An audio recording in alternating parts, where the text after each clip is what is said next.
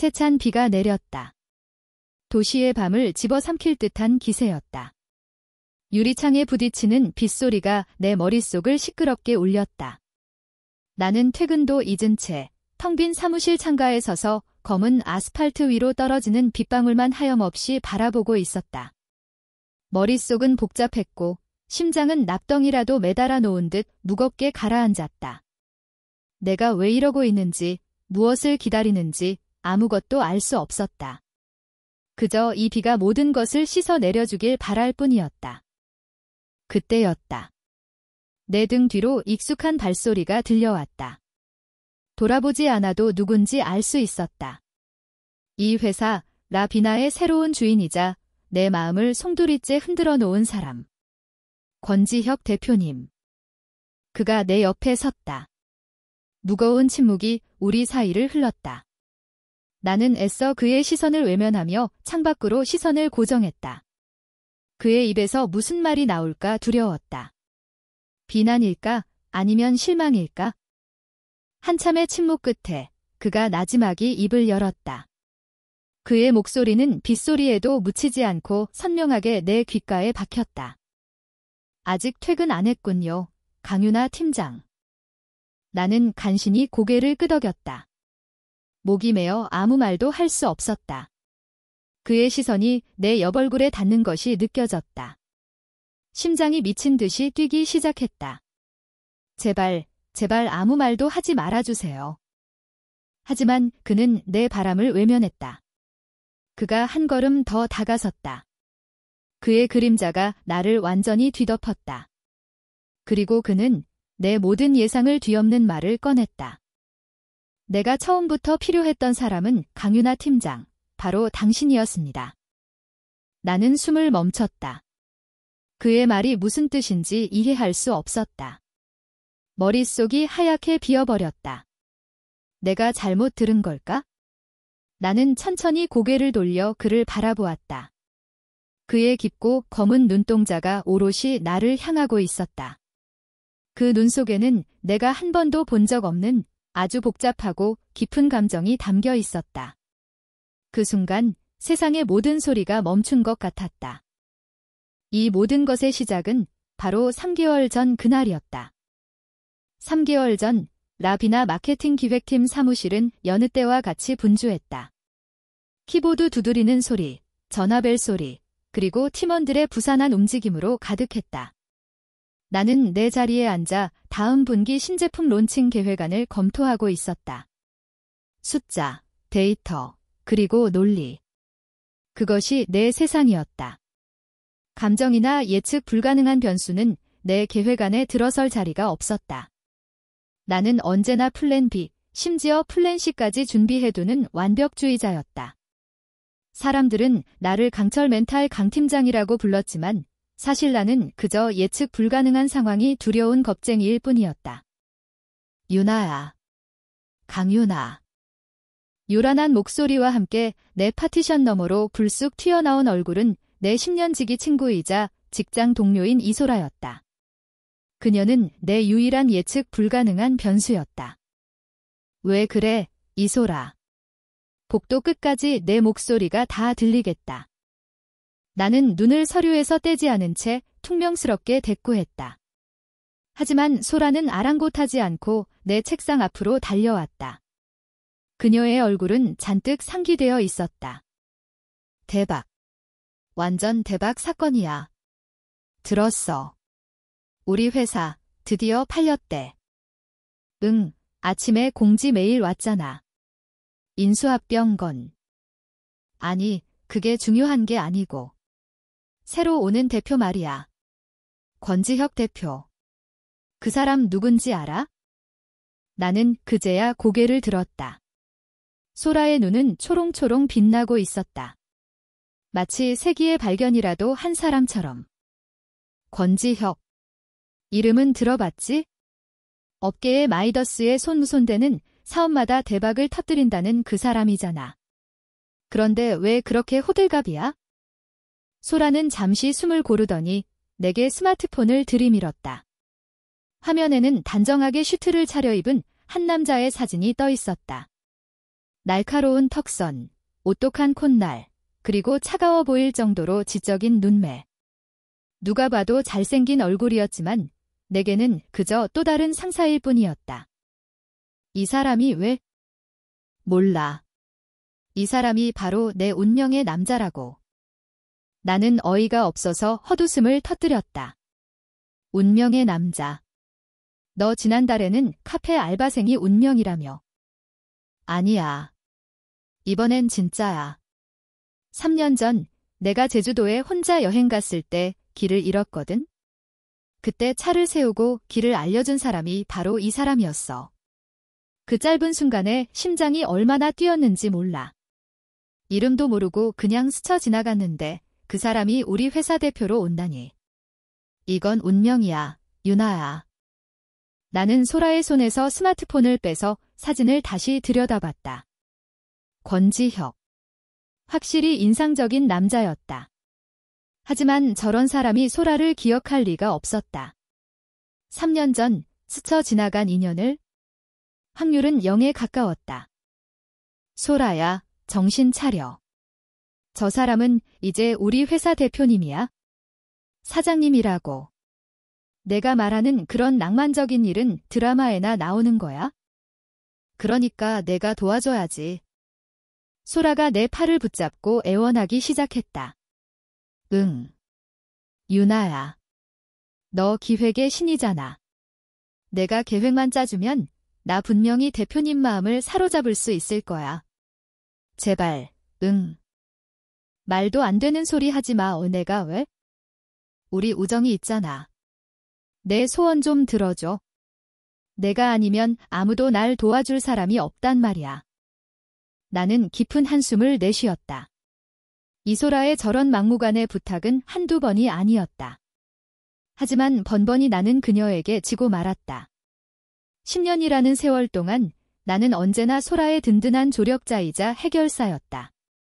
그녀의 연애 상담부터 자취방 이사까지 내 손을 거치지 않은 일이 없었다. 하지만 이번 거는 차원이 달랐다. 상대는 회사의 CEO다. 자칫 잘못했다가는 우리 둘 다 회사에서 잘릴 수도 있는 위험한 도박이었다. 안 돼. 절대 안 돼. 이건 공과 사를 구분해야 할 문제야. 나는 단호하게 고개를 저었다. 하지만 소라는 포기하지 않았다. 그날 오후 내내 그녀는 햄스터처럼 내 주위를 맴돌며 나를 괴롭혔다. 커피를 타다 주고 어깨를 주물러주고 온갖 애교를 부리면서 말이다. 결국 나는 두 손 두 발 다 들고 말았다. 그녀의 끈질김과 두정이라는 무기 앞에서 내 논리는 언제나 무용지물이었다. 알았어, 알았어. 그럼 딱 한 번만이야. 대신 내 계획에 무조건 따라야 해 알겠어? 정말. 진짜지. 사랑해, 강유나. 넌 내 최고의 친구야. 소라가 기쁨에 겨워 나를 와락 껴안았다. 나는 그녀의 등을 토닥이며 생각했다. 작전명, 내 친구의 크러쉬. 과연 성공할 수 있을까? 그때까지만 해도 나는 몰랐다. 이 어설픈 작전이 내 인생을 얼마나 거대한 소용돌이 속으로 몰아넣게 될지를. 며칠 후, 전 직원 회의실에서 신임 대표이사 취임식이 열렸다. 모든 직원이 숨을 죽인 채 단상 위를 주목했다. 이윽고 회의실 문이 열리고 사진 속에서 봤던 남자, 권지혁이 모습을 드러냈다. 실물은 사진보다 훨씬 더 압도적이었다. 완벽하게 재단된 네이비 슈트, 흐트러짐 없는 머리, 그리고 차가운 공기를 내뿜는 듯한 무표정한 얼굴. 그는 단상 위로 걸어가 마이크 앞에 섰다. 그의 시선이 회의실 안을 천천히 훑었다. 그 시선이 닿는 곳마다 긴장감이 흘렀다. 내 옆에 앉은 소라는 이미 넋이 나간 표정이었다. 나는 그런 소라의 옆구리를 쿡 찌르며 정신 차리라는 신호를 보냈다. 권지혁 대표의 목소리는 낮고 차분했지만 이상하게 사람을 집중시키는 힘이 있었다. 라비나의 새로운 대표를 맡게 된 권지혁입니다. 저는 불필요한 절차와 감정적인 소모를 싫어합니다. 오직 실력과 결과로만 평가할 것입니다. 라비나를 업계 최고의 회사로 만들겠습니다. 그러니 여러분도 자신의 자리에서 최고가 되어 주십시오. 이상입니다. 짧고 간결한 취임사였다. 군더더기 없는 그의 말처럼 그의 경영 방식도 아주 냉철하고 이성적일 것 같았다. 직원들 사이에서 나지막한 탄식이 흘러나왔다. 앞으로의 회사 생활이 꽤나 팍팍해질 것이라는 예감 때문이었다. 나 역시 마찬가지였다. 저런 사람을 상대로 소라의 dun명을 만들어줘야 한다니. 시작부터가 난관이었다. 저 남자는 로맨스 소설의 남자 주인공이 아니라 피도 눈물도 없는 구조조정 전문가처럼 보였다. 회의가 끝나고 자리로 돌아오자마자 소라가 내게 속삭였다. 어떻게, 유나야? 실물은 더 멋있어. 나 심장이 터질 것 같아. 조용히 해, 누가 듣겠어. 나는 주변을 살피며 소라에게 주의를 줬다. 하지만 이미 그녀의 귀에는 아무것도 들리지 않는 듯 했다. 계획은 세웠어. 우리 이제 뭐부터 해야 해? 우연을 가장한 만남. 아니면 내가 그의 눈에 띌 만한 엄청난 프로젝트를 성공시키는 건 어때? 일단 진정해. 모든 일에는 순서가 있는 법이야. 1단계, 적에 대한 분석부터 시작해야지. 적이라니. 내 운명의 상대인데. 지금부터 그는 우리의 공략 대상이야. 그의 성향, 취미, 동선, 모든 것을 파악해야 해. 무작정 들이대는 건 하수나 하는 짓이라고. 나는 비장한 표정으로 키보드를 두드리기 시작했다. 권지혁 대표 공략 계획안. 나는 파일명을 그렇게 저장했다. 웃기지도 않는 상황이었지만 일단 맡은 이상 제대로 해내고 싶었다. 그것이 내 프로페셔널리즘이었으니까. 우선 인터넷 검색을 통해 그의 공식적인 프로필을 샅샅이 훑었다. 미국 아이비리그 MBA 출신, 20대 후반에 창업한 스타트업을 성공적으로 매각한 이력, 이후 여러 부실 기업을 인수해 흑자로 전환시킨 경력까지. 그의 인생은 성공의 연속이었다. 사적인 정보는 거의 없었다. 흔한 스캔들 하나 없었고 SNS도 하지 않았다. 철저하게 자신을 감추는 타입이었다. 정보가 너무 없는데 이 남자 거의 유령 수준이야. 그럼 더 매력 있잖아. 신비로운 남자. 소라의 해맑은 대답에 나는 한숨을 내쉬었다. 이소라, 이건 연애 시뮬레이션 게임이 아니야. 현실이라고. 바로 그때 내 메신저가 울렸다. 발신인은 경영지원팀의 박대리였다. 강 팀장님, 대표님께서 찾으십니다. 지금 바로 대표이사실로 와주세요. 심장이 쿵 내려앉았다. 내가. 왜? 부임 첫날부터 온갖 불길한 생각이 머리를 스쳐 지나갔다. 혹시 우리 대화를 들었나? 아니면 내 실적에 무슨 문제가 있나? 소라가 걱정스러운 얼굴로 나를 바라봤다. 왜 부르신대? 나도 몰라. 일단 다녀올게. 나는 마른 침을 삼키고 자리에서 일어났다. 대표이사실로 향하는 복도가 그 어느 때보다 길게 느껴졌다. 유리문 너머로 보이는 권지혁의 실루엣에 심장이 다시금 쿵쾅거렸다. 작전 시작도 전에 발각되는 건가? 나는 조심스럽게 문을 두드렸다. 들어오세요. 안에서 들려오는 낮은 목소리에 나는 결심한 듯 문고리를 잡고 안으로 들어섰다. 그의 책상 앞에 서자 그는 서류에서 눈을 떼고 나를 올려다봤다. 그의 시선은 날카로운 칼날 같아서 마치 내 속을 꿰뚫어 보는 것만 같았다. 강윤아 팀장 맞습니까? 네, 대표님. 마케팅 기획팀장 강윤아입니다. 그는 잠시 나를 말없이 쳐다봤다. 그 짧은 순간이 영원처럼 느껴졌다. 나는 그의 시선을 피하지 않고 똑바로 마주봤다. 여기서 밀리면 안 된다.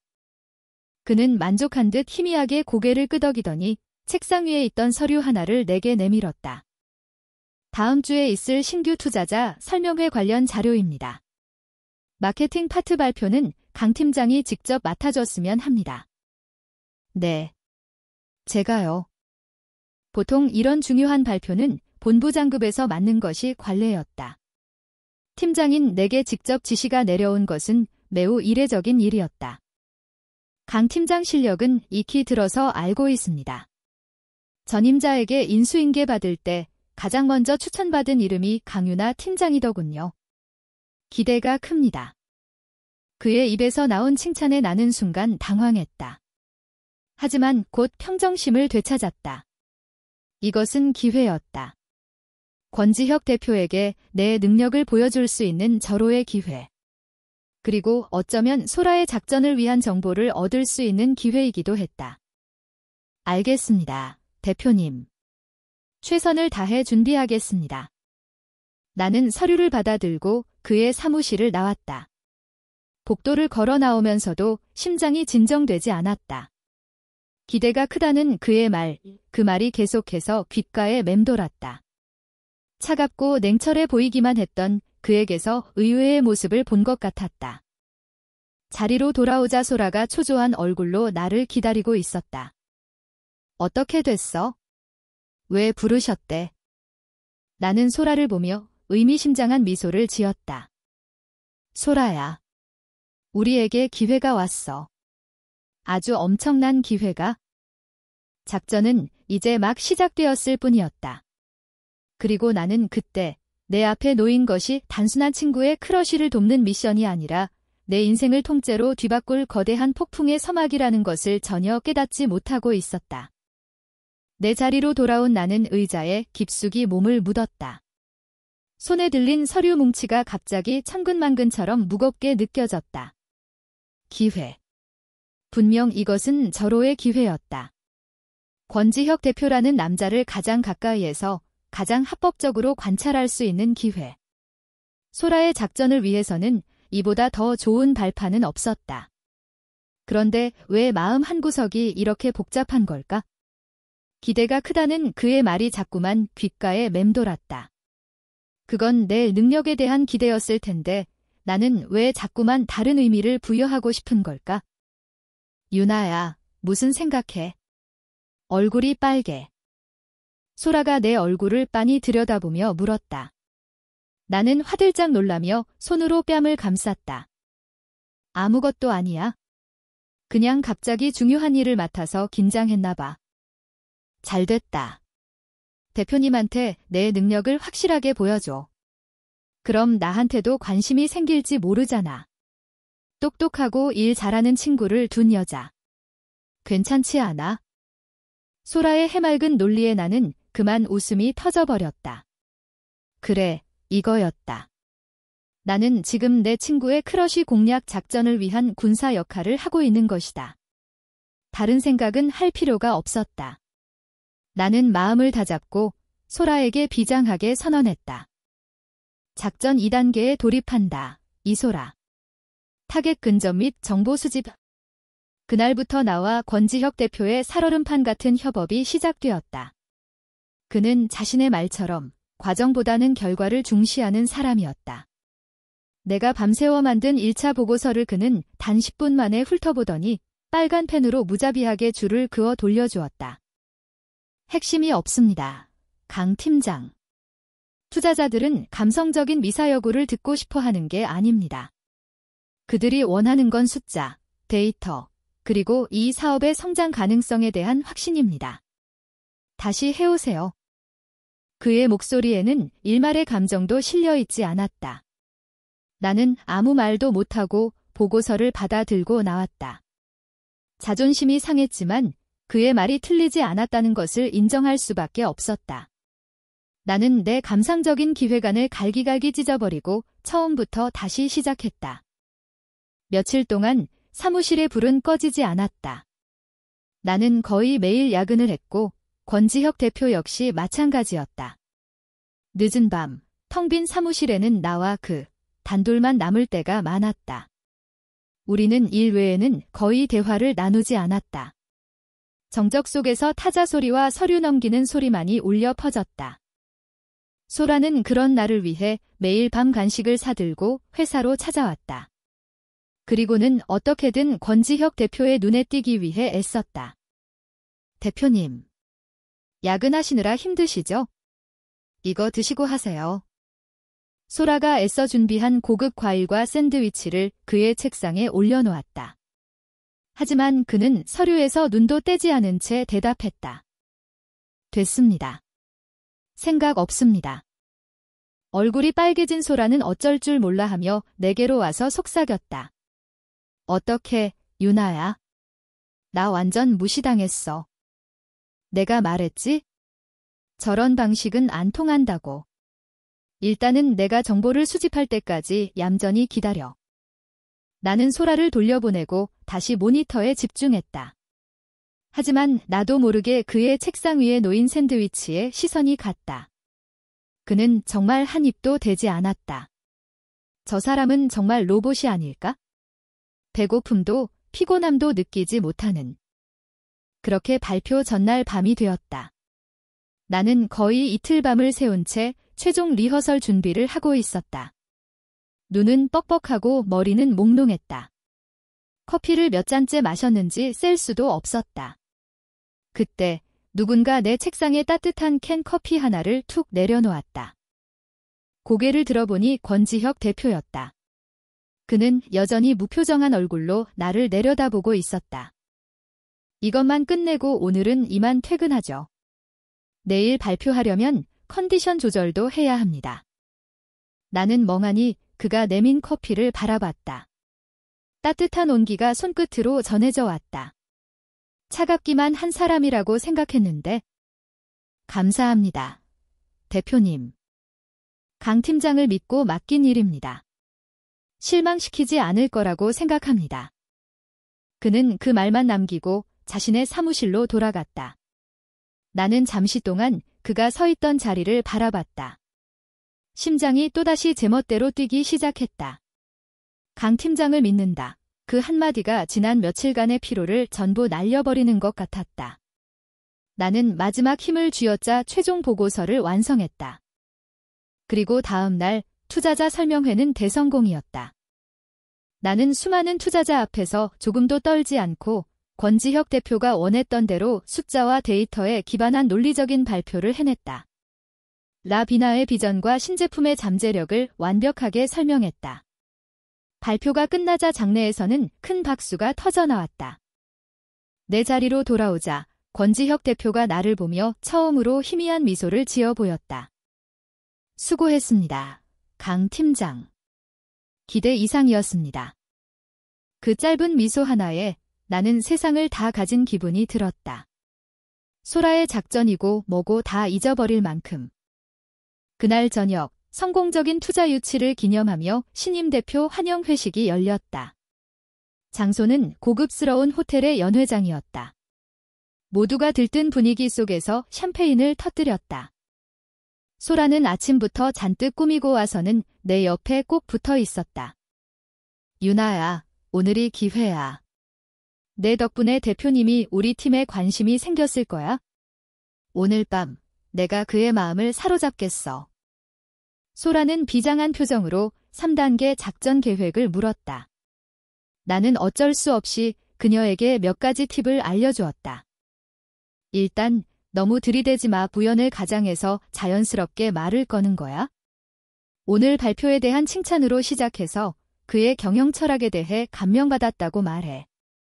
너무 가볍지도 무겁지도 않게. 알았어. 경영 철학. 소라는 주먹을 불끈 쥐며 전의를 다졌다. 잠시 후 권지혁 대표가 사람들과 인사를 나누며 우리 테이블 쪽으로 다가왔다. 소라는 심호흡을 하더니 내가 알려준 대로 그에게 다가갔다. 대표님. 오늘 발표 정말 멋졌어요. 특히 대표님의 경영 철학에 큰 감명을 받았습니다. 하지만 너무 긴장한 탓일까 소라의 목소리는 한 톤 높았고 부자연스러웠다. 권지혁 대표는 잠시 소라를 쳐다보더니 의례적인 미소와 함께 고개를 까딱하고는 다른 사람에게로 시선을 돌렸다. 작전은 처참하게 실패했다. 소라가 울상이 되어 내게 돌아왔다. 나한테는 눈길도 안 줘. 나는 그런 소라를 위로하며 그녀의 등을 토닥였다. 그때였다. 우리 회사에서 나와 라이벌 관계로 유명한 박서준 팀장이 술잔을 들고 우리에게 다가왔다. 그는 비열한 미소를 지으며 나를 향해 말했다. 이야, 강 팀장. 오늘 아주 제대로 한 건 했더군. 대표님한테 눈도장 확실히 찍은 거 아니야? 역시 여자는 능력이 아니라 아부를 잘해야 성공한다니까. 그의 말에 주변 사람들의 시선이 집중됐다. 명백한 모욕이었다. 내 성공을 시기한 그의 저열한 공격이었다. 나는 화가 머리끝까지 치밀었지만 이런 자리에서 소란을 피우고 싶지 않았다. 내가 입을 열기도 전에 소라가 먼저 발끈해서 나섰다. 뭐라고요? 지금 무슨 말을 하는 거예요? 우리 유나가 얼마나 밤새워 노력했는데. 이소라 씨, 이건 우리 둘의 이야기니 빠져주시죠. 박 팀장이 소라를 귀찮다는 듯 밀어냈다. 바로 그 순간 내가 그의 팔을 붙잡았다. 박 팀장님. 내 목소리는 얼음장처럼 차가웠다. 나는 그의 눈을 똑바로 쳐다보며 말했다. 팀장님의 성공 기준이 아부라면 아마 평생 지금 그 자리에 머무르셔야 할 겁니다. 능력 있는 사람들은 아부할 시간에 실력을 증명하거든요. 제가 오늘 발표로 증명한 것처럼요. 내 말에 박 팀장의 얼굴이 시뻘겋게 달아올랐다. 그는 뭐라고 반박하려 했지만 내 당당한 기세에 눌려 입을 떼지 못했다. 주변은 순간 조용해졌고 모든 시선이 우리에게 쏠렸다. 나는 더 이상 그와 말을 섞을 가치도 없다고 판단하고 소라를 데리고 자리를 피하려 했다. 그때 등 뒤에서 낮은 목소리가 들려왔다. 제 사람에게 함부로 말하지 마시죠, 박 팀장. 모두의 고개가 소리가 난 쪽으로 돌아갔다. 권지혁 대표였다. 그는 어느새 우리 뒤에 와 서 있었다. 그는 차가운 눈으로 박 팀장을 쏘아보며 말했다. 강유나 팀장은 자신의 능력으로 오늘 결과를 만들어냈습니다. 그 사실을 폄훼하는 것은 곧 나의 판단을 의심하는 것으로 알겠습니다. 공식적으로 사과하십시오. 그의 목소리에는 거역할 수 없는 위압감이 서려 있었다. 박 팀장은 당황한 기색이 역력했다. 그는 어쩔 수 없이 내게 고개를 숙였다. 미안합니다. 강 팀장. 권지혁 대표는 그를 더 이상 쳐다보지도 않고 나를 향해 시선을 돌렸다. 괜찮습니까, 강 팀장? 나는 아무 말도 할 수 없었다.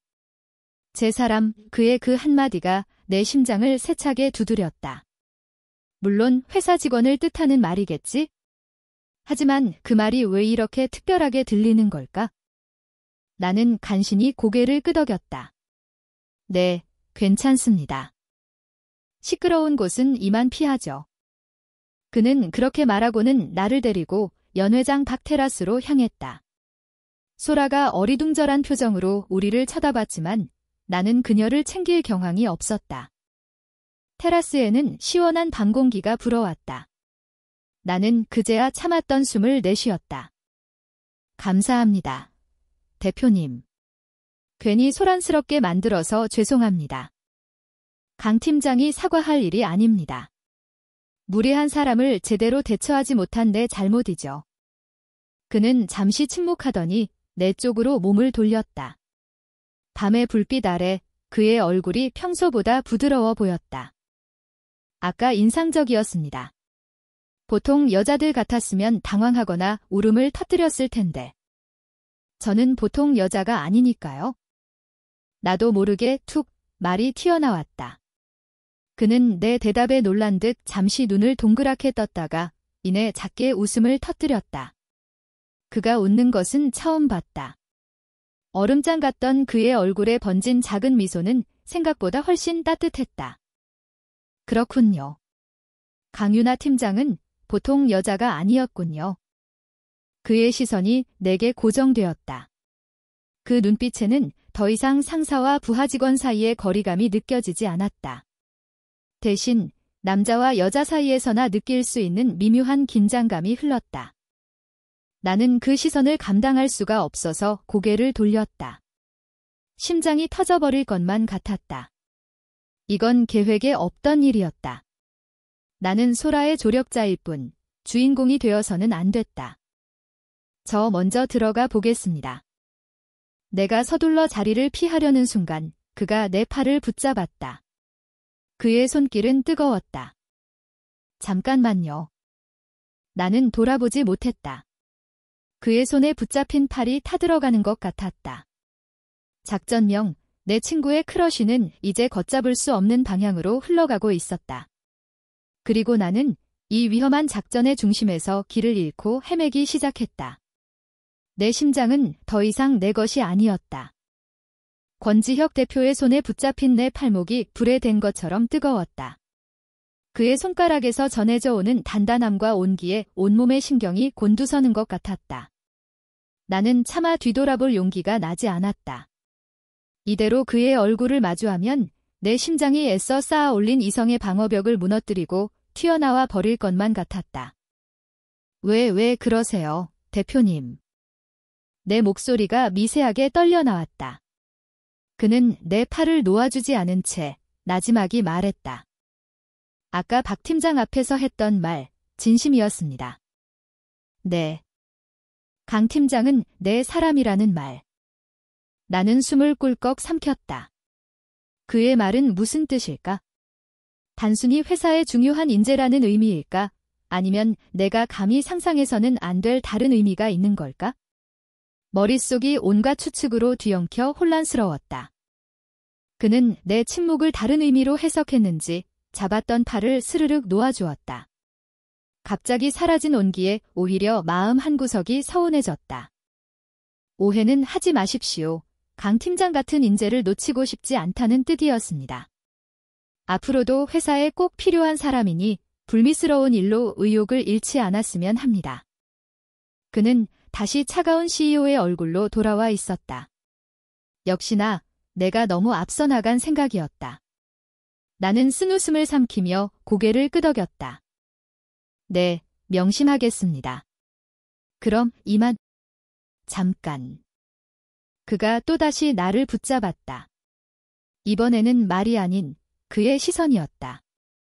그는 무언가 더 할 말이 있는 듯한 눈치였지만 쉽사리 입을 열지 못했다. 그와 나 사이에 어색하고도 미묘한 침묵이 흘렀다. 그때 테라스 문이 벌컥 열리며 소라가 불쑥 나타났다. 유나야. 여기서 뭐해? 한참 찾았잖아. 소라는 나와 권지혁 대표가 함께 있는 것을 보고는 순간 표정이 굳었다. 하지만 이내 애써 밝은 얼굴을 하며 대표님에게 꾸벅 인사를 했다. 대표님도 여기 계셨네요. 소라의 등장으로 테라스의 묘한 기류는 순식간에 깨져버렸다. 권지혁 대표는 다시 원래의 무표정한 얼굴로 돌아가 소라에게 가볍게 고개를 끄덕였다. 이야기 중이었습니다. 그럼 전 이만 들어가 보겠습니다.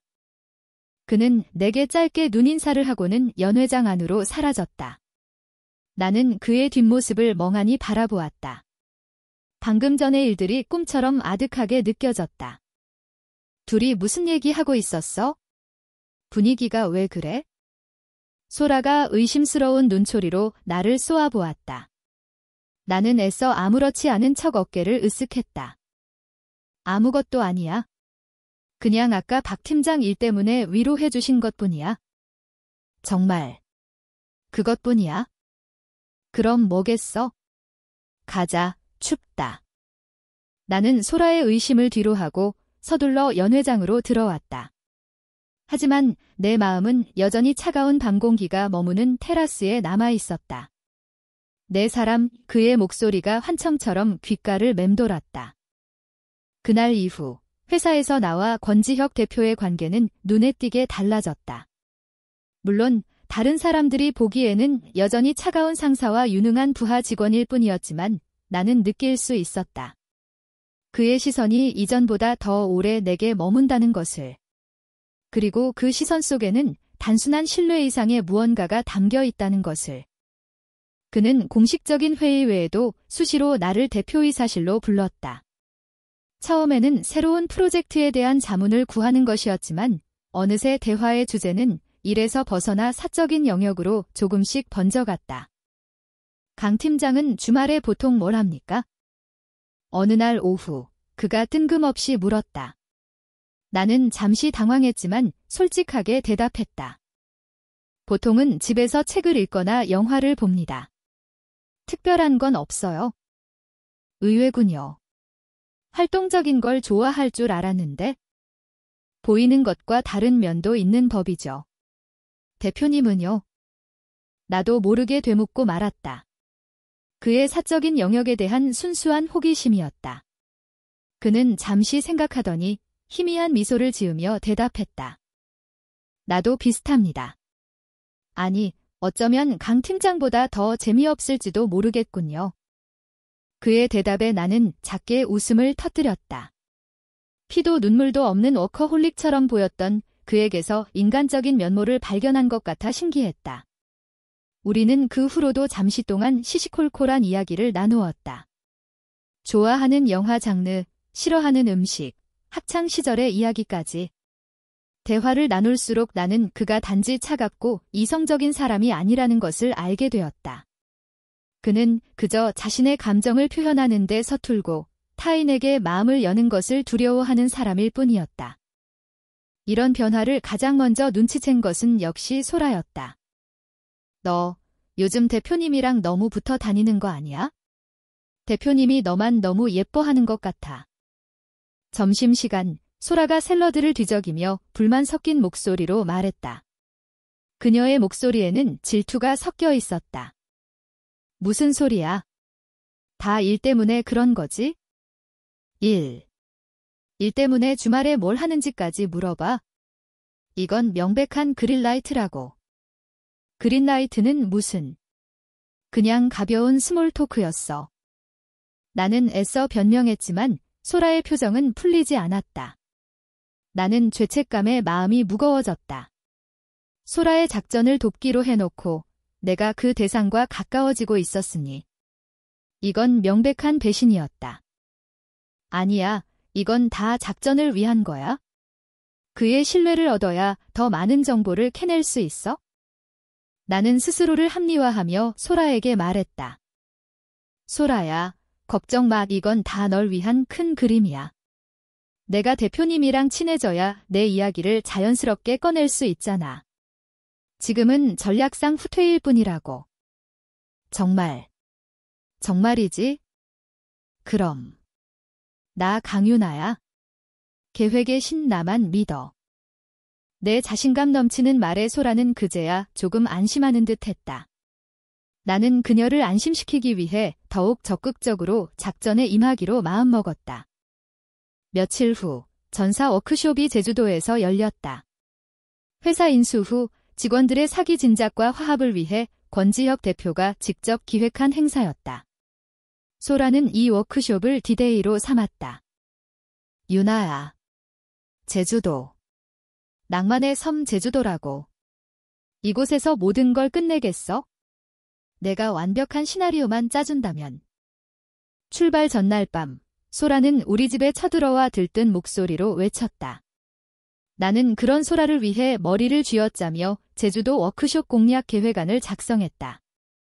1단계, 자연스러운 매력 어필. 조별 활동 시간에 같은 조가 되어 적극적이고 밝은 모습을 보여준다. 단, 너무 튀지 않고 팀워크에 기여하는 모습을 강조할 것. 2단계, 공통 관심사 만들기. 권지혁 대표가 최근 고전 문학에 관심이 있다는 정보를 입수했으니 관련 서적을 읽고 자연스럽게 대화를 유도한다. 3단계, 최종 감성 자극 이벤트. 워크숍 마지막 날 밤, 해변에서 열리는 캠프파이어 시간에 진솔한 모습을 어필하며 결정적인 한 방을 날린다. 계획은 완벽해 보였다. 나는 소라에게 계획안을 넘겨주며 몇 번이고 주의사항을 일러주었다. 알았지? 절대 오버하면 안 돼. 모든 건 우연처럼 자연스럽게. 알았어. 강 감독님만 믿겠습니다. 다음 날, 우리는 제주행 비행기에 몸을 실었다. 내 마음은 착잡했다. 소라의 작전을 성공시켜야 한다는 의무감과 권지혁 대표를 다른 여자에게 보내야 한다는 미묘한 상실감이 뒤섞여 있었다. 비행기 안에서 내 옆자리에 앉은 소라는 연신 화장을 고치며 들떠 있었지만 나는 창밖의 구름만 멍하니 바라보았다. 권지혁 대표는 비즈니스석에 앉아 있었다. 나는 그쪽을 쳐다보지 않으려 애썼지만 나도 모르게 시선이 자꾸만 그쪽으로 향했다. 그때 그가 잠시 고개를 돌렸고 우리 눈이 마주쳤다. 그는 나를 향해 희미하게 웃어 보였다. 나는 심장이 쿵 내려앉는 것을 느끼며 황급히 고개를 돌렸다. 제주도에 도착한 후 모든 것은 내가 짠 계획대로 순조롭게 진행되는 듯 했다. 소라는 운 좋게도 권지혁 대표와 같은 조가 되었고 내 코칭 덕분에 과하지 않으면서도 밝고 긍정적인 매력을 어필하는 데 성공했다. 그녀는 조별 활동 내내 열심히 참여했고 가끔씩 그에게 재치 있는 농담을 던지기도 했다. 권지혁 대표도 그런 소라가 싫지 않은 눈치였다. 그는 이전보다 훨씬 부드러운 표정으로 팀원들을 대했고 가끔 소라의 농담에 작게 웃음을 보이기도 했다. 나는 멀리서 그 모습을 지켜보며 안도의 한숨을 내쉬었다. 그래, 이게 맞는 거야? 소라가 행복해하면 나도 기뻐해야지. 하지만 마음 한구석이 자꾸만 시큰거렸다. 그가 소라에게 보여주는 작은 미소 하나하나가 비수처럼 내 가슴에 박혔다. 나는 애써 그런 감정을 무시하며 내 역할에 충실하려 했다. 워크숍 마지막 날 밤, 해변에서 캠프파이어가 열렸다. 최종 작전을 실행할 시간이 온 것이다. 나는 소라를 한쪽으로 불러 마지막 지시를 내렸다. 지금이야. 대표님 혼자 계실 때 다가가. 그리고 진솔하게 내 마음을 이야기해. 단, 너무 부담스럽게는 말고. 대표님 같은 멋진 분과 함께 일하게 되어 영광이고 앞으로 많이 배우고 싶다는 식으로 돌려서 말하는 거야? 알았어. 나 잘할 수 있겠지?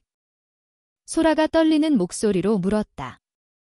나는 그녀의 어깨를 꽉 잡아주었다. 할 수 있어? 넌 충분히 매력적인 여자야. 자신감을 가져. 소라는 심호흡을 하고는 모닥불 옆에 홀로 서서 바다를 바라보고 있는 권지혁 대표에게로 천천히 다가갔다. 나는 멀리서 나무 뒤에 숨어 그 모습을 초조하게 지켜봤다. 내 심장이 마치 내가 고백이라도 하는 것처럼 미친 듯이 뛰었다. 소라가 그의 옆에 서서 무언가 말을 건넸다. 그는 고개를 돌려 소라를 바라봤다. 두 사람 사이에 어떤 대화가 오가는지는 들리지 않았다. 제발 작전이 성공하기를.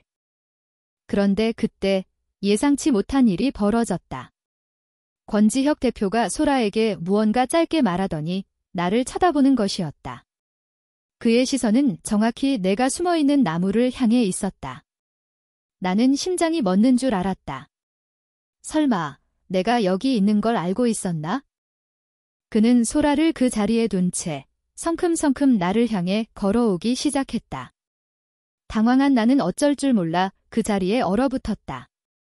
그는 내 바로 앞까지 다가와 내 팔목을 거칠게 붙잡았다. 따라와요. 그의 목소리는 분노로 가득 차 있었다. 그는 나를 끌고 아무도 없는 해변 구석으로 향했다. 당황한 소라와 주변 사람들의 시선이 우리에게 쏠렸지만 그는 아랑곳하지 않았다. 어두운 해변가에 도착해서야 그는 나를 놓아주었다. 그는 화가 난 듯 거친 숨을 몰아쉬며 나를 쏘아보았다. 대체 무슨 짓입니까, 강 팀장? 네. 무슨 말씀이신지. 모르는 척하지 마십시오. 이 모든 거 강 팀장이 꾸민 짓 아닙니까? 이소라 씨를 나한테 보내고 뒤에서 조종하고 있는 거 이 내가 모를 줄 알았어요? 그의 날카로운 지적에 나는 아무 말도 할 수 없었다. 심장이 바닥까지 떨어지는 기분이었다. 모든 것을 들켜버렸다. 왜 그런 짓을 하는 겁니까? 내가 그렇게 우스워 보였어요? 사람 마음을 가지고 장난치는 게 재미있습니까? 아닙니다. 그런 게 아니에요. 나는 다급하게 외쳤다. 그건 그냥 소라가 대표님을 너무 좋아해서 친구로서 도와주고 싶었을 뿐이에요. 대표님 마음을 가지고 장난치려던 게 절대 아니에요. 내 변명에도 그의 표정은 풀리지 않았다. 그는 허탈한 웃음을 지으며 말했다. 친구를 위해서. 그래서 자기 감정은 다 숨기고 다른 사람을 위한 각본이나 짜고 있는 겁니까? 강윤아라는 사람은 대체 어떤 사람입니까? 그의 말이 비수처럼 내 가슴을 찔렀다. 나는 고개를 숙였다. 더 이상 할 말이 없었다. 한참의 침묵이 흘렀다. 파도 소리만이 우리 사이를 채웠다. 나는 이 모든 상황을 끝내고 싶었다. 그 순간 그가 내 턱을 잡고 들어 올렸다. 나는 어쩔 수 없이 그의 눈을 마주 봐야 했다. 그의 눈동자는 분노와 실망, 그리고 알 수 없는 슬픔으로 흔들리고 있었다. 그리고 그는 내 모든 것을 뒤흔드는 말을 내뱉었다. 정말 모르겠습니까? 내가 관심 있는 사람이 누군지. 내가 처음부터 신경 쓰였던 사람, 자꾸만 눈길이 가고 더 알고 싶어졌던 사람은 이소라 씨가 아니라 바로 당신이란 말입니다. 강윤아 씨. 파도 소리가 멀어졌다. 세상의 모든 소음이 사라지고 오직 그의 목소리만이 내 귓가에, 아니 심장의 거대한 종소리처럼 울려 퍼졌다. 내가 관심 있는 사람은 바로 당신이란 말입니다. 강윤아 씨. 나는 숨쉬는 법을 잊어버린 사람처럼 그를 멍하니 바라보았다. 머릿속이 새하얗게 비어버렸다. 그가 지금 무슨 말을 한 거지? 내가 잘못 들은 건가? 하지만 그의 눈은 그 어느 때보다 진지하고 절실한 빛으로 나를 향하고 있었다. 그 눈빛은 거짓말을 하고 있지 않았다. 내 턱을 잡고 있던 그의 손에 힘이 들어갔다. 그는 마치 내 대답을 기다리는 사람처럼 내 눈을 깊이 들여다보았다. 나는 무슨 말을 해야 할지 몰랐다. 머릿속에서는 이성적인 내가 소리치고 있었다. 정신 차려, 강윤아. 이건 말도 안 돼. 그는 내 친구의 짝사랑 상대야. 너는 조력자일 뿐이야. 하지만 내 심장은 제멋대로 뛰며 그의 고백에 반응하고 있었다. 오랫동안 굳게 닫아두었던 마음의 문이 삐걱거리며 열리려는 소리가 들렸다. 왜 접니까? 간신히 쥐어짜낸 내 목소리는 형편없이 떨리고 있었다. 나 같은 건 그냥 평범한 직장 동료일 뿐이잖아요. 소라처럼 밝고 사랑스럽지도 않고. 그런 게 아닙니다. 그가 내 말을 단호하게 잘랐다. 처음 본 순간부터였어요. 취임식 날 수많은 사람들 속에서도 당신만 보였습니다. 당당하고 흐트러짐 없는 눈빛. 그 눈빛에 끌렸습니다. 투자 설명회를 준비하면서 당신의 능력을, 그리고 당신이라는 사람을 더 알게 되었죠. 박 팀장의 무례함 앞에서도 기죽지 않고 자신을 변호하는 모습, 그 모습에 확신했습니다. 내가 찾던 사람이 바로 당신이라는 걸? 그의 고백은 내가 상상했던 그 어떤 로맨틱한 말보다 더 강렬하게 내 마음을 파고들었다. 그는 내 겉모습이나 꾸며낸 매력이 아닌 나의 본질, 나의 진짜 모습을 보고 있었다. 언제나 다른 사람의 뒤에서 그림자처럼 서 있던 나를 그는 처음으로 주인공으로 봐주고 있었다. 눈물이 핑 돌았다. 기쁨인지 슬픔인지 모를 감정이 북받쳐 올랐다. 나는 이 감정을 받아들여도 되는 걸까? 내 친구 소라를 배신하고 그의 마음을 받아도 되는 걸까? 저는 그럴 자격이 없어요. 나는 고개를 저으며 뒷걸음질 쳤다. 소라는 제 가장 친한 친구예요. 저는 친구를 배신할 수 없어요. 내 대답에 그의 얼굴에 실망감이 스쳐 지나갔다. 그는 허탈한 웃음을 지으며 말했다. 친구 때문에 당신의 마음은 중요하지 않다는 겁니까? 당신은 행복해지고 싶지 않아요. 나는 아무 대답도 할 수 없었다. 그의 질문이 전곡을 찔렀기 때문이다. 행복. 나는 과연 행복해지고 싶었던 걸까? 언제나 상처받는 것이 두려워 안전한 길만 택하고 내 감정을 억누르며 살아온 내가 아니었던가. 내가 혼란스러워하는 사이 등 뒤에서 우리를 부르는 목소리가 들렸다. 대표님. 강 팀장님. 거기서 뭐 하세요? 다른 팀원들이었다. 그들은 캠프파이어 자리로 돌아오라며 손짓하고 있었다. 나는 이 상황을 벗어날 수 있다는 안도감과 동시에 그와의 대화가 끊기는 것에 대한 아쉬움을 느꼈다. 저는 먼저 가보겠습니다. 나는 그에게서 도망치듯 몸을 돌렸다. 더 이상 그의 얼굴을 마주할 자신이 없었다. 그의 고백을 들은 이상 이전처럼 그를 대할 수 없을 것 같았다. 그날 밤 나는 뜬 눈으로 밤을 새웠다. 머릿속은 온통 권지혁 대표의 고백과 배신감에 상처받을 소라의 얼굴로 가득 차 있었다. 나는 어떻게 해야 할까? 이 감정을 모른 척 덮어야 할까? 아니면 내 마음에 솔직해져야 할까? 정답 없는 문제 앞에서 나는 속수무책이었다. 다음 날 서울로 돌아오는 내내 나는 소라의 얼굴을 제대로 쳐다볼 수 없었다. 소라는 간밤의 일에 대해 아무것도 묻지 않았지만 그녀의 얼굴에는 어두운 그늘이 드리워져 있었다. 아마 어렴풋이 눈치챘을 것이다. 나와 권지혁 대표 사이에 흐르는 기류가 심상치 않다는 것을. 회사로 복귀한 후 모든 것이 달라져 있었다. 나와 권지혁 대표 사이에는 보이지 않는 벽이 생겼다. 그는 더 이상 나를 사적으로 부르지 않았고 우리는 철저히 공적인 관계로만 서로를 대했다. 하지만 그의 시선은 여전히 나를 향해 있었다. 그 눈빛 속에는 수많은 질문과 아쉬움, 그리고 기다림이 담겨 있었다. 나는 애써 그 시선을 외면했다. 나와 소라의 관계도 삐걱거리기 시작했다. 우리는 예전처럼 스스럼 없이 대화하지 못했고 사무실에는 어색한 침묵만이 흘렀다. 소라는 더 이상 내게 작전에 대해 묻지 않았고 나 역시 그 이야기를 꺼낼 수 없었다. 10년 지기 친구와의 사이에 생긴 균열은 내 마음을 더욱 무겁게 짓눌렀다. 나는 이 모든 것을 끝내야겠다고 결심했다. 이대로 가다가는 친구도 그리고 어쩌면 내 마음도 모두 잃게 될 것 같았다. 나는 권지혁 대표를 찾아가 모든 것을 확실히 매듭짓기로 했다. 친구를 선택하고 내 감정은 깨끗하게 포기하기로. 나는 결심을 굳히고 대표이사실 문을 두드렸다. 들어오세요. 안으로 들어서자 그는 서류를 보고 있다가 고개를 들었다. 나를 본 그의 눈이 잠시 흔들렸지만 이내 평정을 되찾았다. 무슨 일입니까, 강 팀장? 드릴 말씀이 있어서 왔습니다. 나는 그의 책상 앞에 서서 심호흡을 했다. 제주도에서의 일은 잊어주셨으면 합니다. 대표님의 마음은 감사하지만 저는 받아들일 수 없습니다. 이유를 물어도 되겠습니까? 말씀드렸듯이 소라는 제 소중한 친구입니다.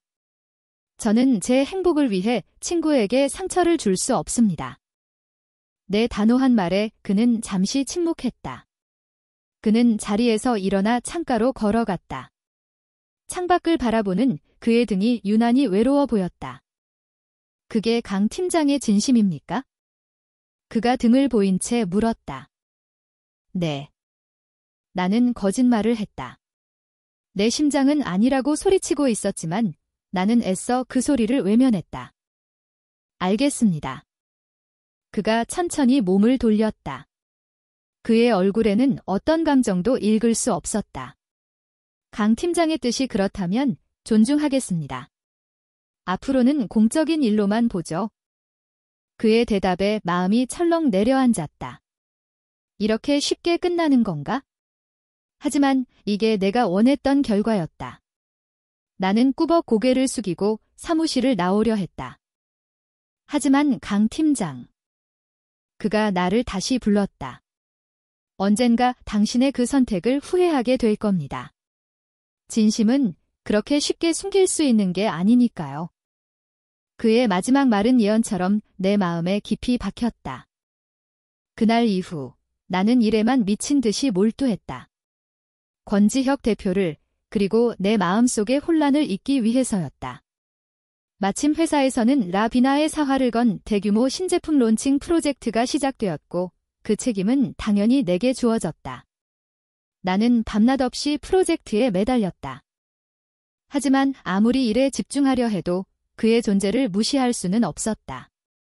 프로젝트 총책임자인 그는 매일 나와 얼굴을 마주해야 했다. 우리는 회의실에서 냉정하게 의견을 나누었고 서로의 보고서를 날카롭게 검토했다. 우리의 관계는 그야말로 프로페셔널 그 자체였다. 하지만 아주 가끔 서류를 주고받다 손끝이 스칠 때면 심장이 멎을 듯한 전율이 흘렀다. 우리는 황급히 시선을 피했지만 서로가 같은 감정을 느끼고 있다는 것을 알 수 있었다. 그러던 어느 날 사건이 터졌다. 우리가 야심차게 준비하던 신제품의 핵심 기술과 디자인이 경쟁사로 유출된 것이다. 아직 출시되지도 않은 제품의 카피캣이 먼저 시장에 풀린다는 충격적인 소식이 전해졌다. 회사는 발칵 뒤집혔다. 긴급 임원회의가 소집되었다. 회의실의 공기는 얼음장처럼 차가웠다. 권지혁 대표의 얼굴은 분노로 굳어 있었다. 내부 소행이 확실합니다. 프로젝트 관련자 중에 스파이가 있습니다. 임원 중 한 명이 소리쳤다. 모든 의심의 눈초리는 프로젝트 책임자인 내게로 쏠렸다. 나는 억울했지만 아무 말도 할 수 없었다. 모든 자료는 내 손을 거쳐 갔기 때문에 내가 가장 유력한 용의자인 것은 사실이었다.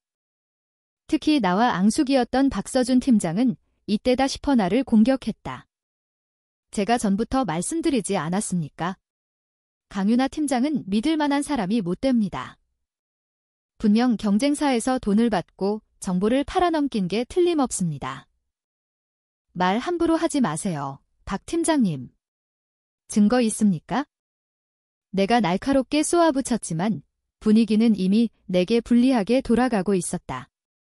임원들은 수군거리기 시작했고 나를 향한 불신의 눈빛은 더욱 노골적으로 변해갔다. 나는 권지혁 대표를 바라보았다. 그는 어떤 표정도 짓지 않은 채 나를 빤히 쳐다보고 있었다. 그의 눈빛을 읽을 수가 없었다. 그 역시 나를 의심하는 걸까? 내 사람이라고 말했던 그조차도 이 상황에서는 나를 믿어주지 않는 걸까? 절망감이 온몸을 덮쳤다. 그때 침묵을 지키던 권지혁 대표가 입을 열었다. 감사팀은 즉시 내부 조사에 착수하고 유출 경로를 파악하세요.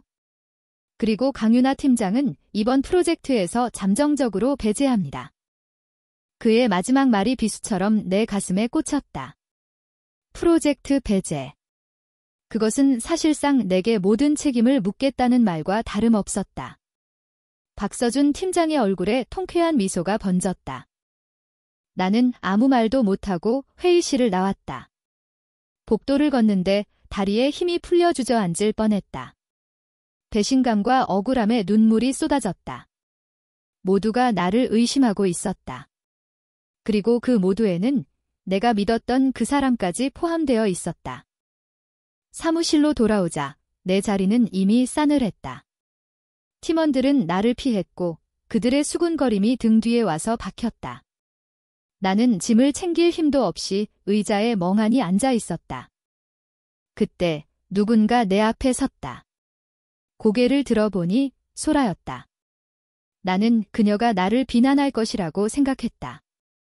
하지만 그녀는 뜻밖의 말을 건넸다. 내가 한 짓 아니지? 나는 놀라서 그녀를 쳐다보았다.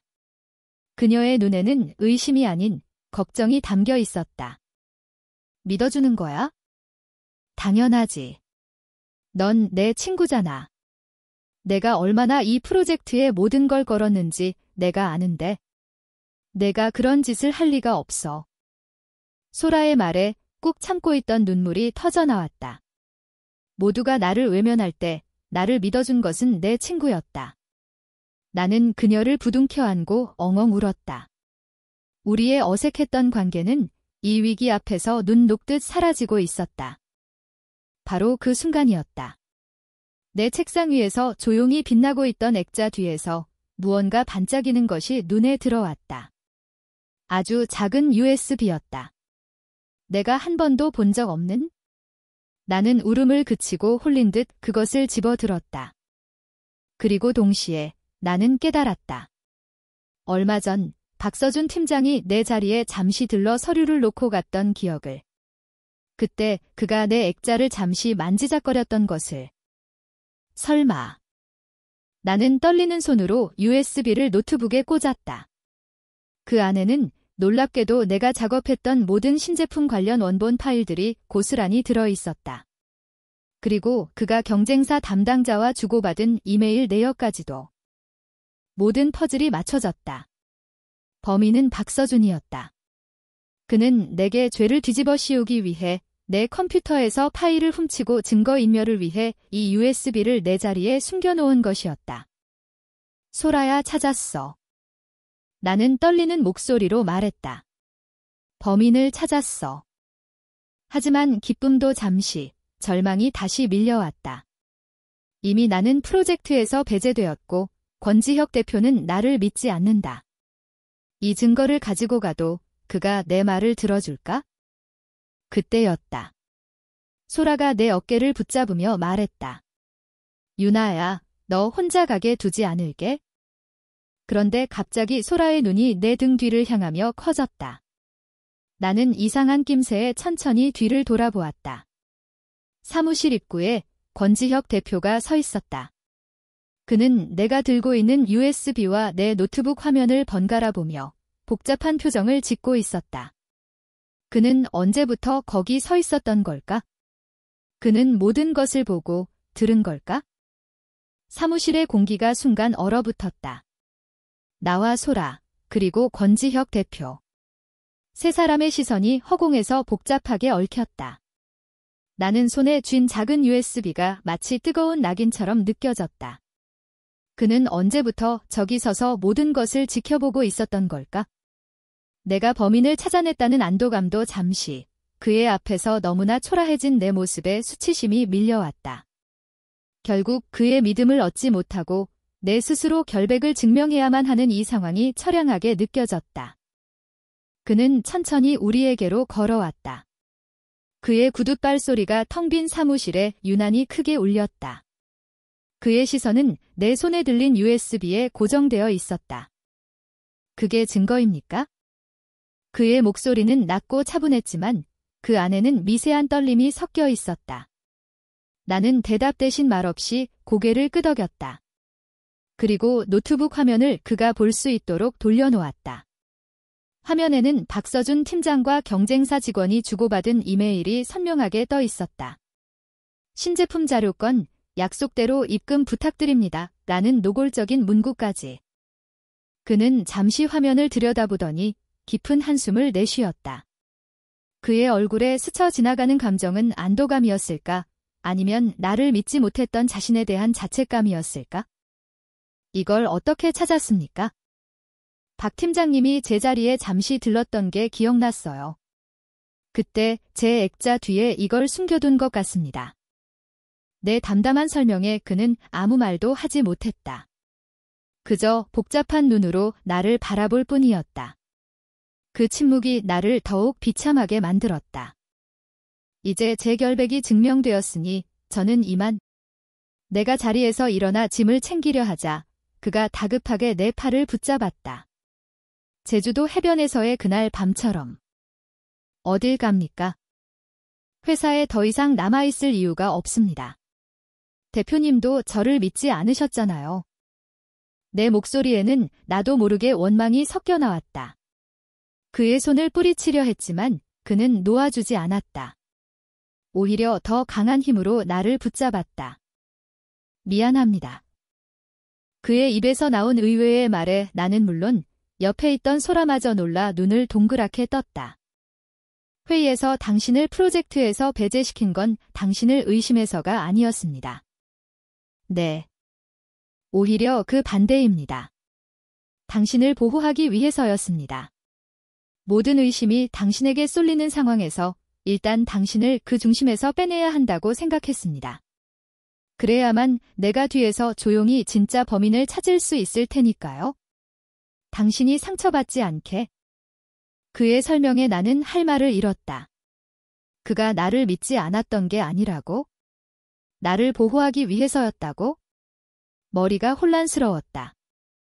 하지만 당신이 나보다 먼저 범인을 찾아냈군요. 역시 강윤아 팀장답습니다. 그가 희미하게 웃으며 말했다. 하지만 나는 웃을 수 없었다. 그의 진심을 알게 되니 그를 오해했던 내 자신이 부끄러워졌다. 동시에 나를 향한 그의 깊은 마음에 가슴이 저려왔다. 바로 그때였다. 이 모든 상황을 조용히 지켜보던 소라가 떨리는 목소리로 입을 열었다. 두 사람 대체 무슨 사이예요? 소라의 질문은 날카로운 칼날이 되어 나와 권지혁 대표 사이를 갈라놓았다. 나는 그제야 소라의 존재를 깨닫고 황급히 그에게서 팔을 빼냈다. 소라의 얼굴은 창백하게 굳어 있었다. 그녀의 눈에는 혼란과 의심, 그리고 이제 막 피어오르기 시작한 배신감이 담겨 있었다. 소라야, 그게 아니라. 아니긴 뭐가 아니야. 내가 바보인 줄 알아? 제주도에서도 그러더니 지금 이 분위기는 뭔데? 대표님이 널 보호하기 위해서 그랬다고? 언제부터 두 사람이 그렇게 특별한 사이가 된 건데? 소라의 목소리가 점점 커졌다. 그녀의 눈에 눈물이 고이기 시작했다. 나는 무슨 말을 해야 할지 몰라 입술만 달싹였다. 변명할 여지가 없었다. 누가 봐도 오해할 만한 상황이었다. 권지혁 대표가 대신 나서서 상황을 설명하려 했다. 이소라 씨, 오해입니다. 저와 강 팀장은. 닥쳐. 소라가 날카롭게 소리쳤다. 그녀는 권지혁 대표를 노려보며 말했다. 당신을 좋아했던 내 마음이 우스웠어요. 내 뒤에서 내 가장 친한 친구랑 썸이나 타고 있었던 거예요. 그리고 그녀의 시선은 경멸과 실망으로 가득 찬 채 내게로 향했다. 강유나, 너 정말 실망이다. 어떻게 나한테 이럴 수가 있어? 나를 돕겠다고 내 편인 척하면서 뒤로는 딴 마음을 품고 있었던 거야? 그래서 대표님이랑 그렇게 붙어 다녔던 거니? 그게 내 작전이었어? 아니야, 소라야. 정말 그런 거 아니야. 오해야. 나는 울면서 애원했지만 소라의 귀에는 아무것도 들리지 않았다. 그녀는 배신감에 몸을 떨며 내게서 한 걸음 물러섰다. 다시는 너 안 봐, 우리 우정. 오늘로 끝이야. 그 말을 마지막으로 소라는 울면서 사무실을 뛰쳐나갔다. 나는 망연자실한 채 그 자리에 주저앉았다. 모든 것을 잃어버린 기분이었다. 결백은 증명했지만 가장 소중한 친구를 잃었다. 10년의 세월이 한순간에 무너져 내렸다. 권지혁 대표가 내 옆에 다가와 어깨를 감싸려 했지만 나는 그의 손길을 밀어냈다. 다가오지 마세요. 나는 눈물로 얼룩진 얼굴을 들고 그를 노려보았다. 지금 이 모든 상황은 어쩌면 그 때문에 시작된 것이었다. 그가 내 인생에 나타나지 않았더라면, 내 마음을 흔들지 않았더라면 소라와 나의 우정은 깨지지 않았을 것이다. 다 대표님 때문이에요. 대표님만 아니었더라면 이렇게 되지는 않았을 거예요. 내 원망 섞인 말에 그의 얼굴이 고통으로 일그러졌다. 그는 아무 말도 하지 못하고 그저 나를 바라볼 뿐이었다. 결국 박서준 팀장의 비리는 모두 밝혀졌다. 그는 회사에서 해고되고 법적인 처벌을 받게 되었다. 나는 결백을 증명하고 다시 프로젝트 책임자로 복귀했다. 모든 것이 제자리를 찾은 듯 보였다. 하지만 아무것도 예전 같지 않았다. 소라는 그날 이후로 내게 눈길 한 번 주지 않았다. 그녀는 며칠 뒤 회사에 사직서를 제출했다. 나는 그녀를 붙잡고 싶었지만 그녀는 내 연락조차 받지 않았다. 그렇게 우리는 완벽한 타인이 되어버렸다. 권지혁 대표와 나의 관계도 마찬가지였다. 우리는 다시 예전처럼, 아니 예전보다 더 차가운 상사와 부하 직원으로 돌아갔다. 그는 내게 사적인 말을 일절 건네지 않았고 나 역시 그를 철저히 피했다. 그가 나를 보호하려 했다는 진심을 알게 되었지만 그 진심이 우리 사이의 벽을 허물지는 못했다. 오히려 소라를 잃었다는 죄책감이 더 큰 장벽이 되어 우리를 가로막았다. 나는 모든 것을 잃었다. 사랑도, 우정도. 내 손에 남은 것은 성공적인 프로젝트와 유능한 팀장이라는 껍데기뿐이었다. 매일 밤 나는 텅 빈 방 안에서 소라와의 즐거웠던 추억을 떠올리며 눈물을 흘렸다. 내가 정말 원했던 것은 이런 게 아니었는데. 신제품은 성공적으로 론칭되었고 회사는 기록적인 매출을 달성했다. 모두가 축제 분위기였지만 나는 웃을 수 없었다. 성공의 기쁨을 나눌 사람이 아무도 없었다. 사무실 한편에 놓인 소라의 빈자리가 내 마음을 더욱 공허하게 만들었다. 론칭 성공 파티가 열리던 날 밤, 나는 시끄러운 파티장을 빠져나와 텅 빈 사무실로 돌아왔다. 창가에 서서 서울의 야경을 내려다보았다. 수많은 불빛이 반짝였지만 그 어느 것 하나 내 마음을 비춰주지는 못했다. 그때 등 뒤에서 익숙한 발소리가 들렸다.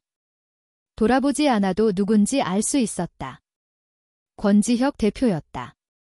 그는 내 옆에 와서 섰다. 여기 있을 줄 알았습니다. 아직도 나를 원망합니까? 나는 대답 대신 고개를 저었다. 더 이상 그를 원망할 힘도 남아있지 않았다. 나는 그저 모든 것에 지쳐있을 뿐이었다. 소라 씨 연락은 해봤습니까? 받지 않아요. 저를 보고 싶지 않겠죠? 내가 만나서 설득해 볼까요? 아니요. 나는 단호하게 말했다. 이건 우리 둘의 문제예요. 대표님이 나설 일이 아니에요. 내 차가운 말에 그는 더 이상 아무 말도 하지 않았다. 우리 사이에는 무거운 침묵만이 흘렀다. 그 침묵 속에서 나는 결심했다. 이 지긋지긋한 상황을 끝내야겠다고.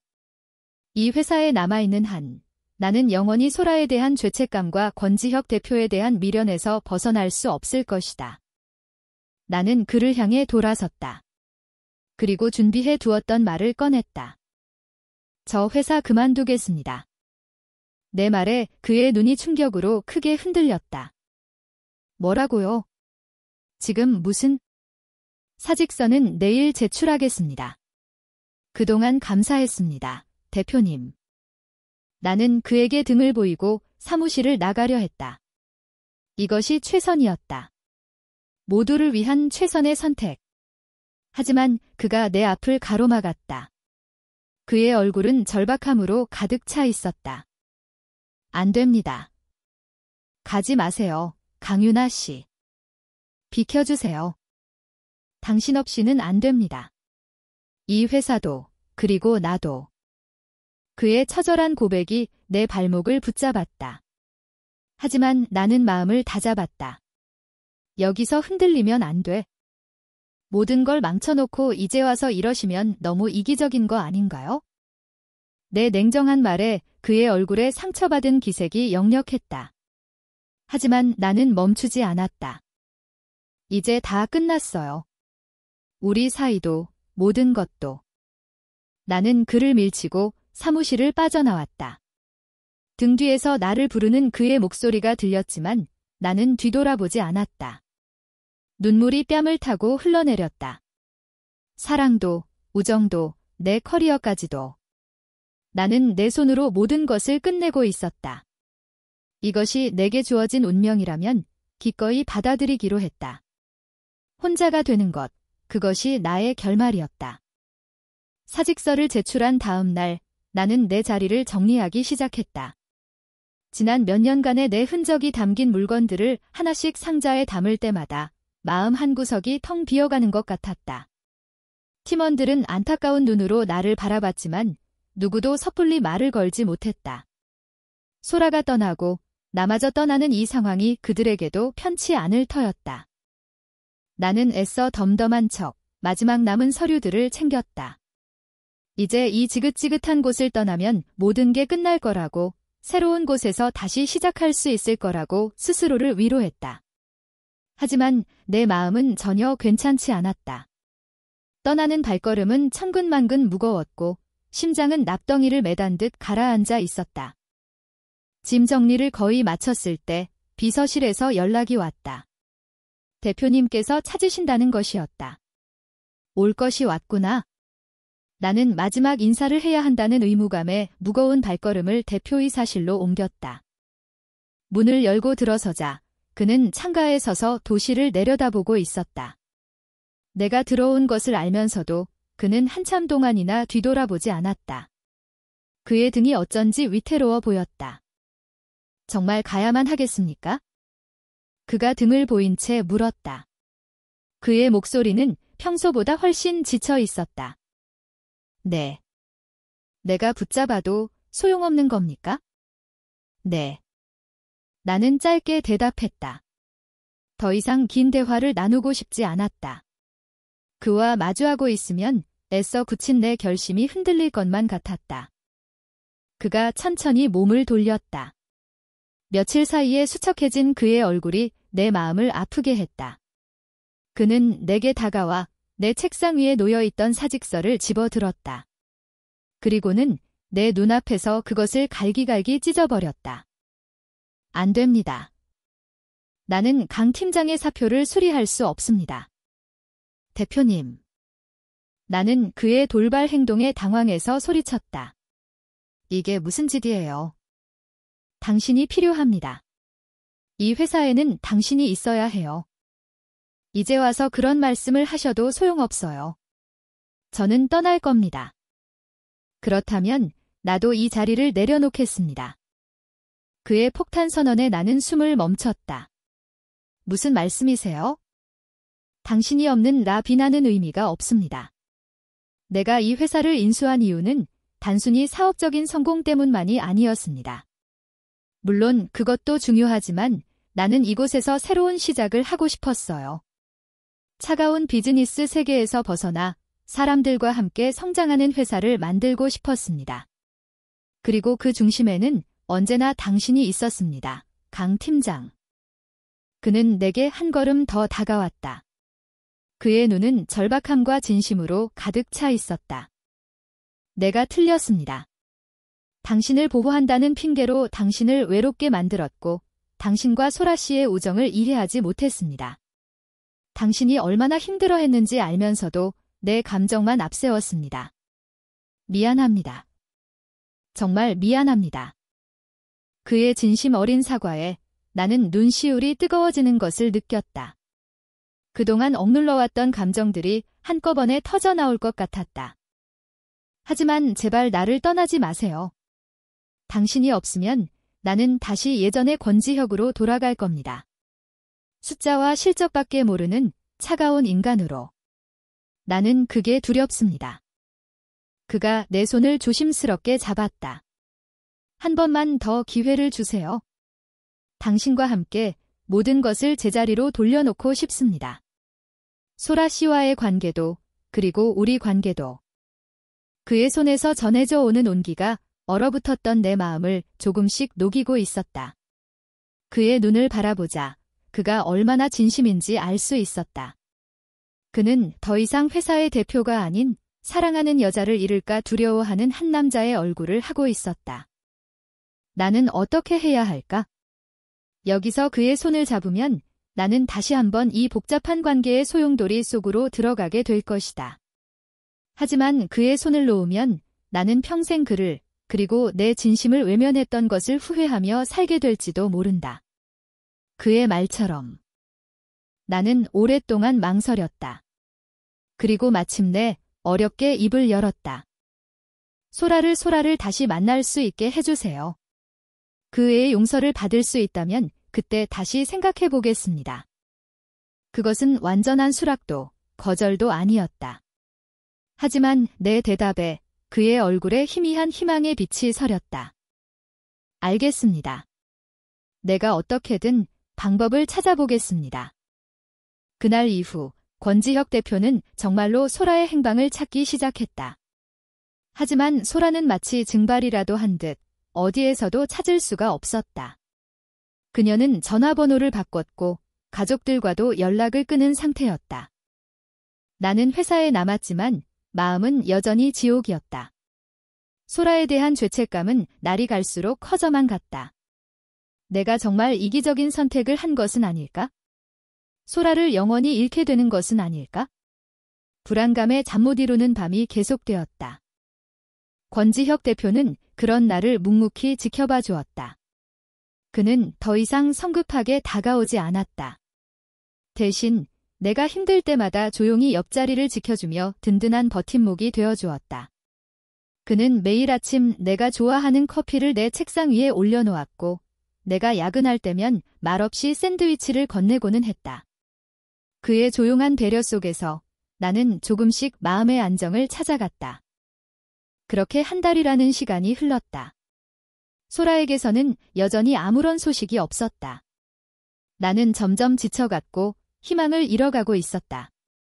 어쩌면 이대로 소라를 영원히 볼 수 없을지도 모른다는 절망감이 나를 덮쳤다. 그러던 어느 날 저녁, 퇴근 준비를 하고 있는데 권지혁 대표가 내게 다가왔다.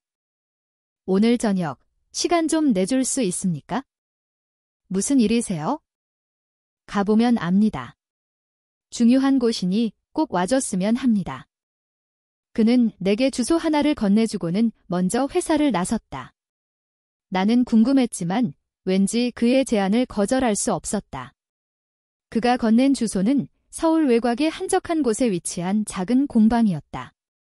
소담 공방이라는 간판이 정겹게 걸려 있었다. 내가 공방 안으로 들어서자 익숙한 향기가 코끝을 찔렀다. 아카시아 향, 소라가 가장 좋아했던 향기였다. 그리고 공방 안쪽에서 한 여자가 앞치마를 두른 채 도자기에 그림을 그리고 있었다. 소라였다. 나는 그 자리에 우뚝 멈춰섰다. 숨이 멎는 것 같았다. 꿈을 꾸고 있는 건가? 한 달 넘게 애타게 찾던 내 친구가 바로 내 눈앞에 있었다. 그녀는 이전보다 조금 야위었지만 훨씬 평온해 보이는 얼굴을 하고 있었다. 나를 발견한 소라의 눈이 동그래졌다.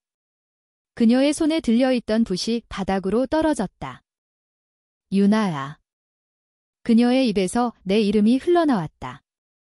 나는 아무 말도 못하고 눈물만 뚝뚝 흘렸다. 소라도 마찬가지였다. 우리는 한참 동안 서로를 바라보며 눈물만 흘렸다. 공방 한쪽에 서 있던 권지혁 대표가 조용히 우리에게 다가와 말했다. 두 사람 할 이야기가 많을 것 같군요. 저는 밖에서 기다리겠습니다. 그는 그렇게 말하고는 조용히 공방을 나섰다. 공방 안에는 나와 소라, 단둘만 남았다. 어색한 침묵이 흘렀다. 무슨 말부터 시작해야 할지 몰랐다. 미안하다는 말로는 부족했고 보고 싶었다는 말은 너무 이기적으로 들릴 것 같았다. 먼저 입을 연 것은 소라였다. 어떻게 여길 알았어? 권 대표님이 찾아주셨어.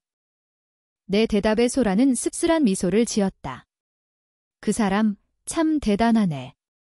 나 찾느라 고생 좀 했겠는데? 소라야, 나는... 됐어. 소라가 내 말을 막았다. 사과하려고 온 거면 그럴 필요 없어. 그녀의 말에 나는 가슴이 철렁 내려앉았다. 역시 아직 나를 용서하지 못한 거구나. 나 여기 와서 많은 생각을 했어. 처음에는 내가 너무 밉고 세상이 다 무너지는 것 같았어. 가장 믿었던 친구한테 배신당했다는 생각에 잠도 못 잤어. 그런데 시간이 지나고 혼자 조용히 생각해보니까 알겠더라. 내가 얼마나 어리고 이기적이었는지. 소라의 의외의 말에 나는 고개를 들었다. 나는 대표님을 좋아했던 게 아니었어. 그냥 내 환상 속의 왕자님을 그 사람에게 투영했던 것뿐이야. 그리고 너를 내 환상을 이뤄줄 도구로만 생각했지. 정작 내 마음이 어떤지는 한 번도 제대로 물어보지 않았어. 내가 얼마나 힘들었을지, 얼마나 고민했을지 헤아려주지 못했어. 미안해, 유나야. 정말 미안해. 눈물이 소라의 뺨을 타고 흘러내렸다. 나 역시 마찬가지였다. 우리는 서로에게 상처를 주었지만 동시에 서로를 너무나 아끼고 있었다. 아니야, 내가 더 미안해.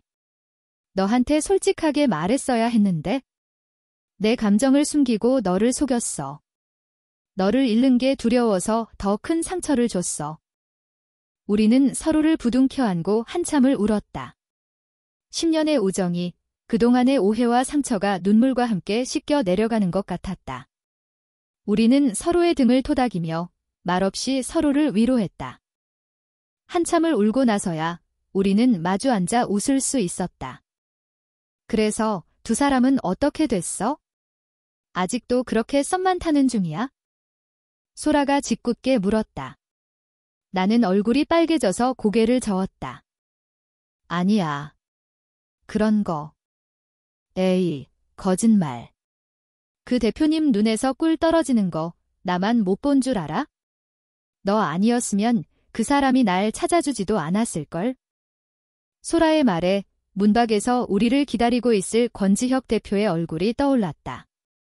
그가 없었다면 나는 소라와 이렇게 다시 마주 앉아 웃을 수 없었을 것이다.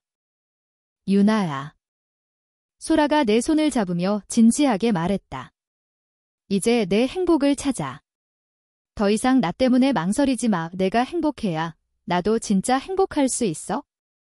소라의 진심 어린 응원에 나는 더 이상 내 마음을 숨길 수 없었다.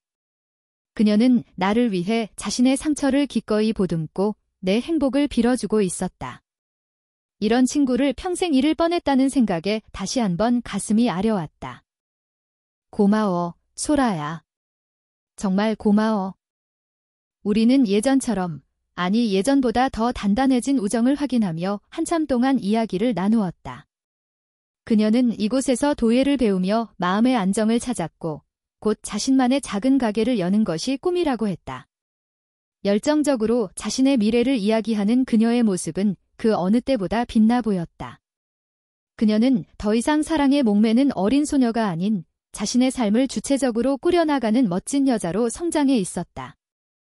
공방을 나섰을 때 밤은 깊어 있었다.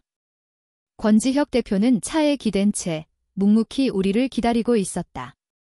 그는 화해한 우리 둘의 모습을 보고는 안심한 듯 부드러운 미소를 지었다.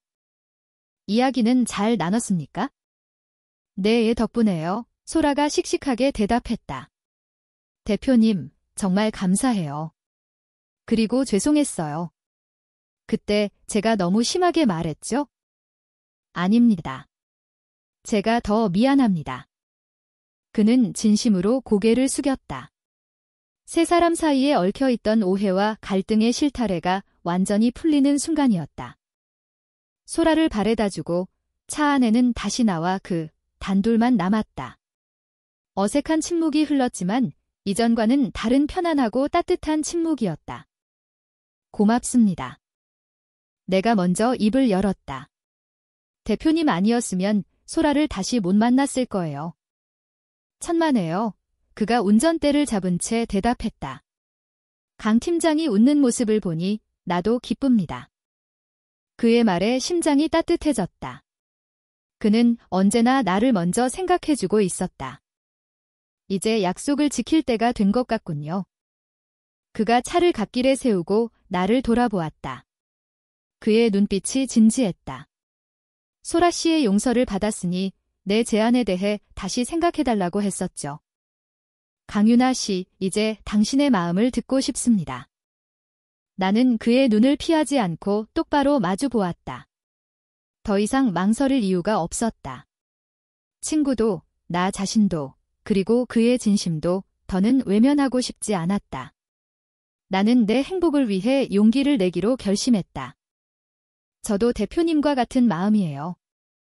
내 수줍은 고백에 그의 얼굴에 환한 미소가 번졌다.